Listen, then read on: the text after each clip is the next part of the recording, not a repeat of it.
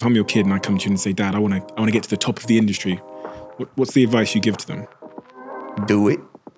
I think especially now, it's as simple as that sounds. That's what it is today. Like, do it and stick to it. Like, don't give up. Like, do it efficiently. Do it because don't try it. If you try it, it's not gonna work. If you do it, like, that's even when people always talk to me about acting, like, how do you know or become a great actor? Do it. Like, it's not believe it. It's not act it. You gotta actually embody every aspect of it. Like, do it as if there's no other option. Like, if you try something, that's you sticking your foot in it. If you believe it, you're kind of like, okay. But when you do it, when you live it, when you operate in it, when there's no other option of it's some people who they play basketball and then somebody's like, oh no, they're a basketball player. You know what I mean? Like, there's some people who train or try to box and like, no, that's a boxer. You know what I mean? Like, they embody it, they live it. You got it, and that's what even with my own kids, I'm like, all right, what do you just naturally do? Where's your swag naturally at? Why naturally? Because it's like some of my kids are just natural athletes. Their physical build, they're what they gravitate towards, and then I'm gonna water that. I'm gonna cultivate that seed, and that's because they have fun at it. Then there's some of my kids that are just like natural musicians. They just gravitate towards the piano. Like, they have fun at it. Why does that matter? Yeah, and then it's like, okay, I'm gonna help you with that. Why does the fun matter? Well, I mean, that's the battery. Like, that's what, if they ever lose the fun, at least for me, like, when it's no longer becomes fun, then why are we doing it? You know, are you doing it for money? Are you doing it for, like, no, you got to do it because you enjoy it. What made me KevOnStage was I was like putting my head down and working. Mm-hmm. Right? She was doing her thing at her job and I'm working too, but I'm making videos. And I didn't have to put nothing past nobody. Like, it's my idea, I'm gonna shoot it, make it, edit, post it. I'm doing that. So as we get into bigger ventures, I have to share that information, right? You spending more money, like a lot of money to us, I can't just put my head down and go to work. Like, we have to have a conversation about this. We got to talk about this. What's the marketing plan? And the more I talk to her, the more I realize, I just was doing, even in my failures, I was only one to blame.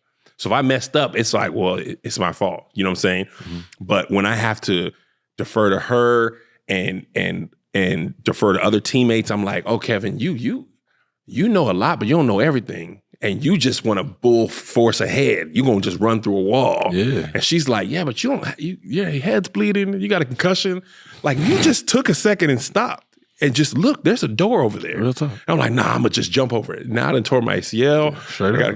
She's just like, take a second and just think. And I'm like, nah, you don't believe in me. I could make it. You know, my real dad wasn't there. I show all of them. And like, ain't nobody said all that. Ain't nobody said all that. Why I gotta always go from 0 to 60? Don't nobody love me? You know, ain't nobody said all that. There's usually one passionate person like in a relationship. There's usually one person that's like off the deep end. Yeah. It's usually the guys most times. Yeah. Like, you just get, I used to get like that with basketball. Yeah. You just get something, she be like, just chill. Just chill. I'm right here. Yeah. I'm right here. So learning that I can take a beat and listen and plan and strategize, and everything can't be done over sheer will. Like, sheer will got me a lot of places, but now strategy and patience, timing, relationships, partnerships are going to get me where I want to go. But I'm impatient, stubborn, ambitious, and usually that comes out with like, I just got to go now. Yeah. If I don't do it now, somebody else is going to do it. And she's like, but also if you do one thing really well, it'll set up the rest of your life, but you're really going to have to take your time and do it. So you don't have to, like, I'm going to tell you what she hit me in between the chest, right? Like, I want to make a movie, man. I'm going to show Hollywood. She's like, do you have a plan, strategy, marketing, investment? Or do you really just want to be seen doing something? And I was like, I had to take a shower. I had to think this through. I had to sit down and really be like, what do I, why am I doing this? Cause she like, you just spent a lot of money on the last thing and you ain't even like seen how far that could go. And you're on to the next thing. Do you want to be spending that type of money all the time? Do you even have a plan? Even if somebody wanted to hand you $1 million to make it, do you have a way to prove to them that here's how you're going to give them their money back? And I really didn't have it. And to really be honest and know she's not coming from a place of malice to embarrass me and nothing. She genuinely wants me to succeed. So she's asking like, did you knock all the checks out to get it done? Have you really sat down? Do you really know how to do that? And because I'm who I am, I'm adding to what she said. Are you even funny? Do you know how to write? Should you even be in this business? Mm-hmm. You know what I'm saying? She ain't say all that. She's just saying, do you have a plan? And the truth was, I didn't have it. I don't have it. Like as me and you talk right now, that's something I need to sit down and figure out. And I think for me, it was really hard to admit.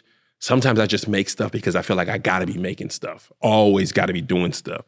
But people that I follow, like Issa Rae and Quinta and Yvonne Orji, like they're strategic and the stuff they make, they catapult after that. It's not just making stuff like every move was from what I see. Mm-hmm. But Insecure done well, not only set up Issa, but it set up Jay Ellis and Yvonne and directors, writers. Like Issa's career jumped off. Quinta's Abbott Elementary jumped off because she's done things very well. Exactly. So I'm like, okay, let me be more strategic than just, I got to do something each year. So that's that's just one of the many ways she's really helped me. So the core idea here is that you want to put more steps between you and the bad behaviors and fewer steps between you and the good behaviors. And it is far easier to stick to good habits if you are living in an environment that is inclined to push you in that direction. All right, stage 3, doing. So quick story here. There's this professor at the University of Florida. He's retired now. He was a photography professor. His name's Jerry Ulisman. And at the beginning of the semester, he would have this film photography class, and he'd bring the class in, and he would split them into 2 groups.